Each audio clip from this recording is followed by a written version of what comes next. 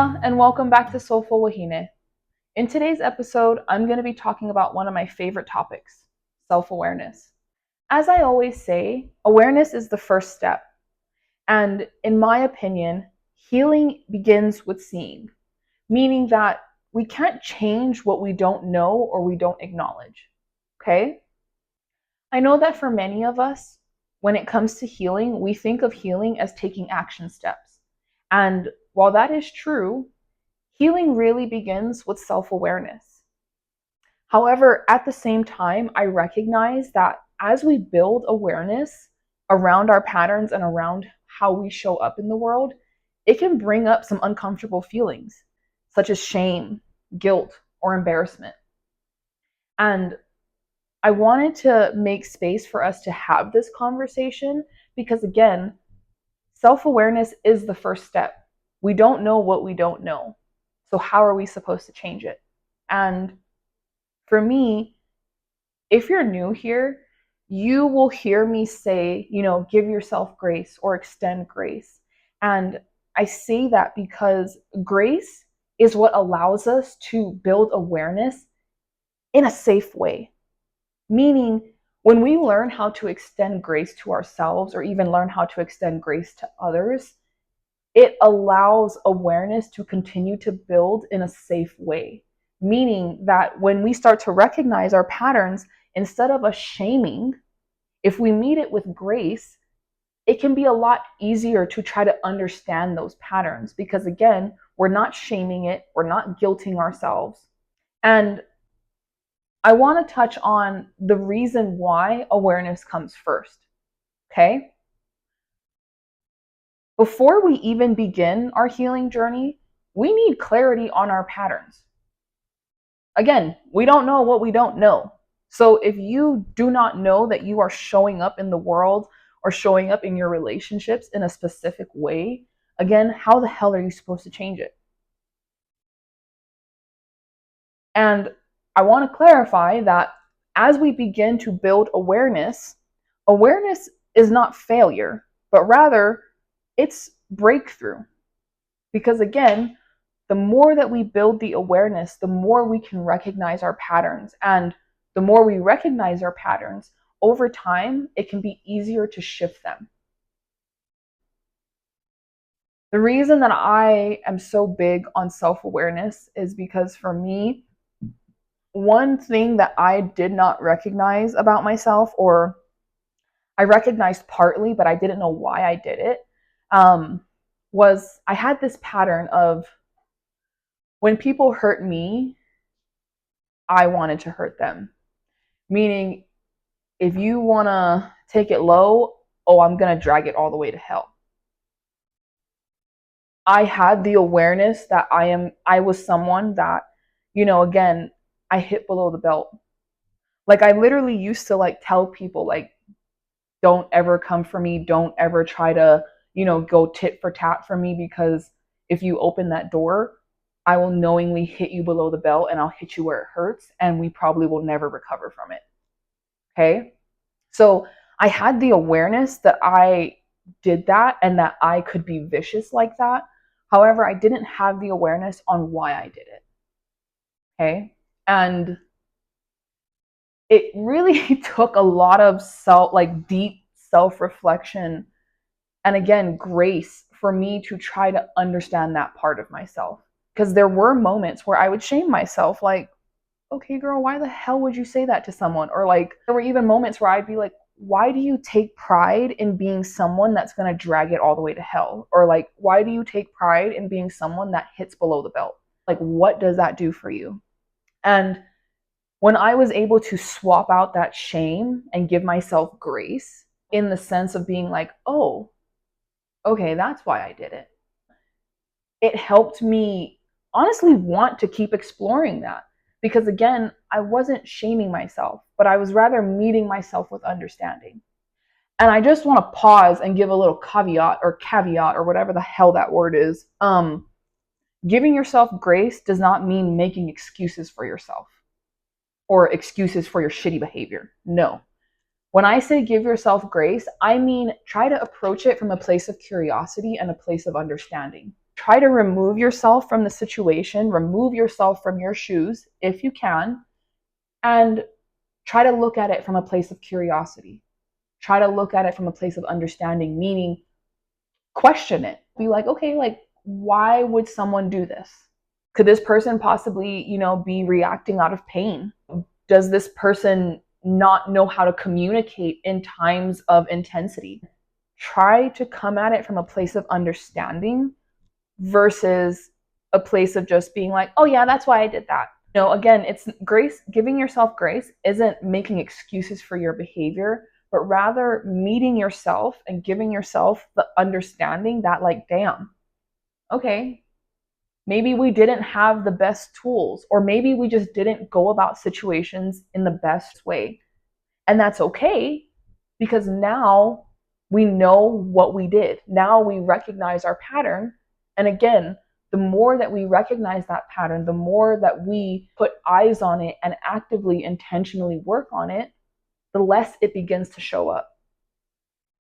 I seen this quote somewhere that, self-awareness is basically turning the light on in a dark room. And that really resonates for me because, again, as I'm going to keep stressing this, we don't know what we don't know. So if the fucking room, excuse my French, if the fucking room is dark, how the hell are we supposed to know that it needs light in there? Or how the hell are we supposed to know that, maybe there's mold in there, or maybe there's problems or issues growing in there? But once we turn the light on for us in that room, it highlights, oh, okay, there's some issues here. Maybe there's some cracks in the floorboard here. Make sense? Lastly, I want to say that healing flows from understanding and not self-criticism. So again, the more grace that we give, the more understanding that we extend to ourselves, it's going to be easier for us to look at that pattern. And on the flip side, the more we criticize ourselves, the more we shame ourselves, it's going to be a lot harder to even want to look at that pattern. Okay? So, what are some blocks to building self-awareness? First one, I see this a lot, is denial and defensiveness. Okay? So, for some of us, it can be really hard to admit our role in the cycles that are going on in our lives. And if you're someone that you resonate with this, like it's hard for you to admit your roles in your cycles, I don't want you to shame yourself. Okay? Rather, I want you to build awareness around that. Get curious with it. Ask yourself, why is it hard for me to look at my role in things? Why is that something that I totally avoid? Second block could be cultural or even family roles. Okay? So I see this with a lot of my clients that are minorities, meaning that what feels normal within the family system or within the culture may actually be very unhealthy. So one thing that I constantly and really see in the Polynesian culture, or just in the Pacifica culture in general, is sweeping things under the rug. Being silent or keeping silent on certain issues to not bring shame to the family. And so we sweep shit under the rug. Okay? And so things like this can make it hard to build your own self-awareness, because you might not even be aware that what's going on might be abuse, or, might be unhealthy. Okay? And the last one that I want to touch on is shame. Believing that awareness means brokenness. Again, meaning that the more aware we are, the more aware that we become to our patterns, the more we shame ourselves. The more we tell ourselves that, like, wow, we're bad, like, we're a terrible person. Why did I ever do things like that? Okay? And I want to throw out the reminder that awareness is compassion and not judgment. Okay? So again, we're not making excuses for ourselves, but rather we're taking a step back and looking at our patterns. We're looking at how we show up in the world. And we're doing it with compassion.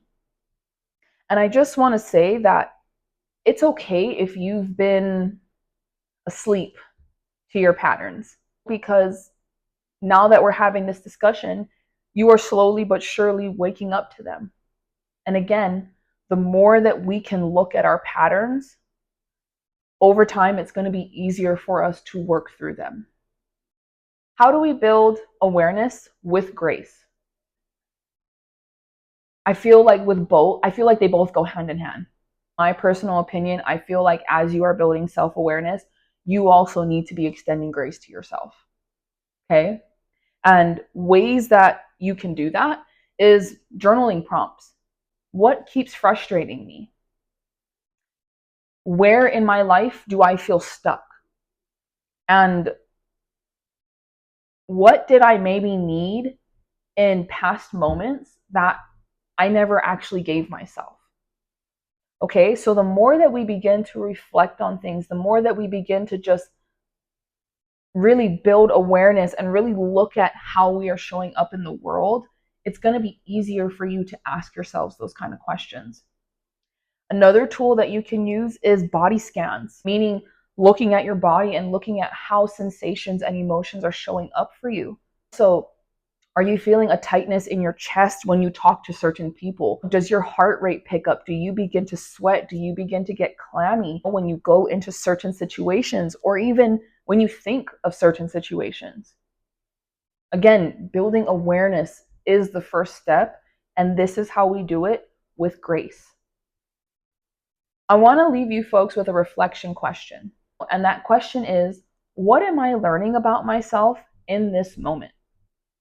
So as we're sitting here talking about self-awareness, what is coming up for you? What do you feel like is jumping out? Do you feel like you're kind of open and receptive to it? Is there any part of you that's maybe rejecting this, or maybe having a hard time trying to understand the concept of building awareness with grace? Get curious. As far as practical tools go, when it comes to awareness is a daily practice, and it's not a once in a lifetime type of thing. Meaning you're not just going to become aware to like, oh, I do that and now everything's fixed. No. You are going to have to constantly build awareness on that. Meaning the more you get into relationships or the more you get into friendships, again, looking at how you're showing up. It's not just a one-time thing and then, oh, done. No, doesn't work like that. Okay? One thing I've had to learn how to slow the hell down. Okay? Like, for real. Learn how to slow the hell down and pause before reacting. One tip that I use myself personally and I give to my clients is the 5-second rule. Before you say or do anything, especially if it's out of emotion, count to 5. 1, 2, 3, 4, 5. After that, do some deep breaths. Because I promise you, when you give yourself time to really pause and reflect on what you are about to say or do, 8 out of 10 times we can recognize that we're about to do some out of pocket shit. Okay? So again, learn how to slow down. One thing I tell my clients is notice it, write it down so we can revisit it. Meaning sometimes in certain moments, we can become so activated that we can't even remember it, or we won't be able to remember certain details, if we try to retell that story tomorrow or whenever. And so what I tell clients to do is next time you're in an argument or a disagreement or something that activates you, notice it. Once you notice your pattern wanting to come up, like, if you're wanting to swear at your partner or if you're wanting to leave, just take note of it. If you're able to, write it down somewhere, put it on your notes, on your app, whatever, but write it down somewhere. And then that way we can revisit it and we can get curious. We can ask ourselves, okay, why the hell was I wanting to cuss my partner out? Or why was I willing to just walk out of a disagreement with my friend? And when we're not emotionally activated, we're able to think things through clearly. I want to remind you folks that healing is not linear. Honestly, setbacks are to be expected. This conversation is so important because unless we begin to build awareness, we don't know that we're doing certain things, or we don't know that we're showing up in a certain way. And that is why it is so important for us to continuously have these types of conversations. Because once we're able to see patterns, we can begin to recognize things such as toxic love. And this is a topic that so many of you have requested. And so next week, I'm going to be diving into that topic. I'm going to be touching on toxic love and identifying red flags and also having a discussion around why we stay. Okay? So be sure to tune in.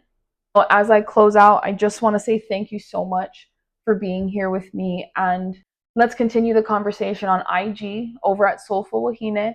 And let me know if anything resonated with you. Okay? I'll see you folks next week.